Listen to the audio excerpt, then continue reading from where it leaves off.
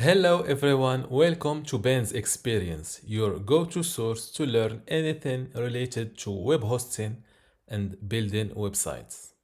After extensive testing of DreamHost, I've decided to share my experience with you to help you determine whether DreamHost is worth it or not. For that, I will discuss the good, the bad, and what's in between. Don't forget that I have an offer where you can get DreamHost shared hosting plus a .com domain name for free. Stick to the end of this video to learn more. Without any further ado, let's start with pricing. The first thing I liked about DreamHost is its pricing. Unlike many web hosting companies, such as SiteGround, DreamHost has maintained the affordability of their shared hosting plans. This is noteworthy given their widespread recognition, recommendation by WordPress, and their impressive ranking of 12 out of 359 on the list of the most used web hosting companies. After analyzing DreamHost hosting plans, my recommendation for beginners in order to get the best deal is to pay yearly rather than monthly or for 3 years. When you choose yearly, the unlimited plans prices become the same as the starter plans. For that reason, it's a no-brainer to opt for the unlimited plan, which gives you the ability to create an unlimited number of websites and email accounts for free. The second thing I liked about DreamHost is how it makes things clear and easy for you to understand. From the sign-up process to managing your website inside the control panel, everything was clear from the first minutes.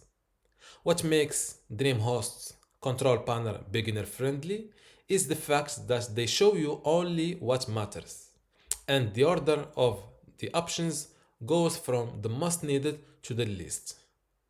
Comparing it to other web hosting companies, Hostinger, for example, has an easy to use control panel, but not as straightforward as DreamHost because it provides multiple routes to the same destination.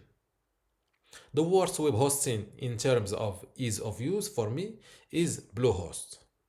Even though they offer cPanel, it is not the first thing you see or you get to after you log in. So the first time I got Bluehost, I lost at least 15 minutes trying to figure out where I could do things. Speaking of cPanel, DreamHost does not come with one. I think this is one of the ways they are able to keep their costs affordable. But don't worry, all the essentials to work with your website's domain name and emails are still available. I forgot to mention how DreamHost made migrating WordPress sites from other hosts. They made the process super easy with their official WordPress plugin. On top of that, your website will not experience any downtime. How this works is simple. You initiate the process from the DreamHost control panel, and after installing the WordPress plugin on your old website, with a few clicks, everything starts migrating from files to databases. After that, let your domain registrar know that you changed hosting, and that's it.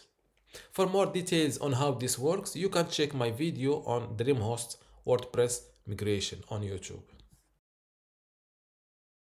Coming from Namecheap, which I found very slow to load, to Hostinger, which is very fast, DreamHost is in between but closer to Hostinger than to Namecheap.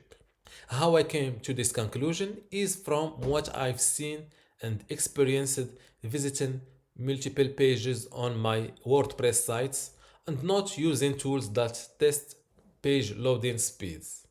Yes, I know this method is not super accurate, but I still prefer it because the tools many people use to compare between hosts are also not accurate since tests usually do not use the same page.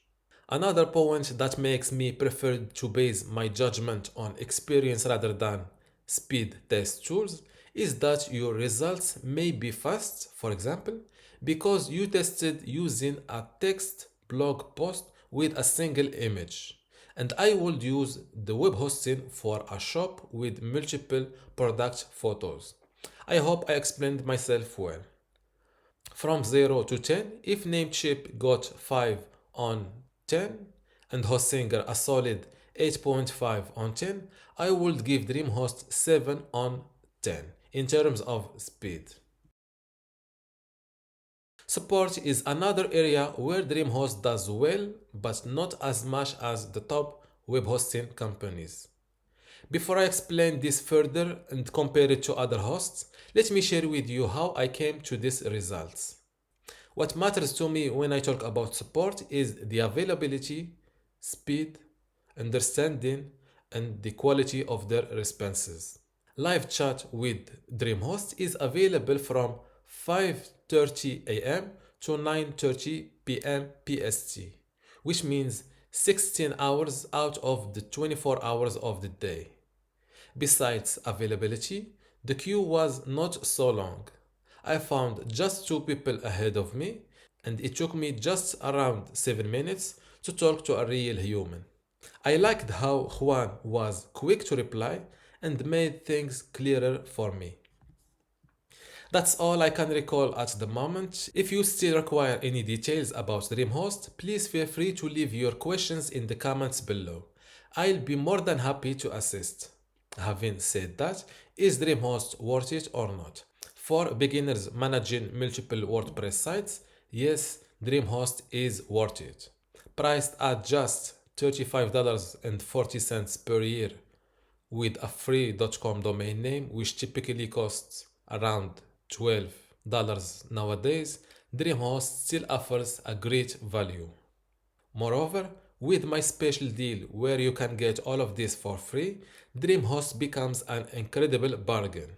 All you need to do is secure a year of shared hosting and a domain name, paying $35.40 using my personal link, which is bensexperience.com/dreamhost. Then contact me with your PayPal or Pioneer address at ben@bensexperience.com and I'll refund what you've paid from my affiliate commission. That was all for this video. I hope you like it. Don't forget to like and subscribe for more videos.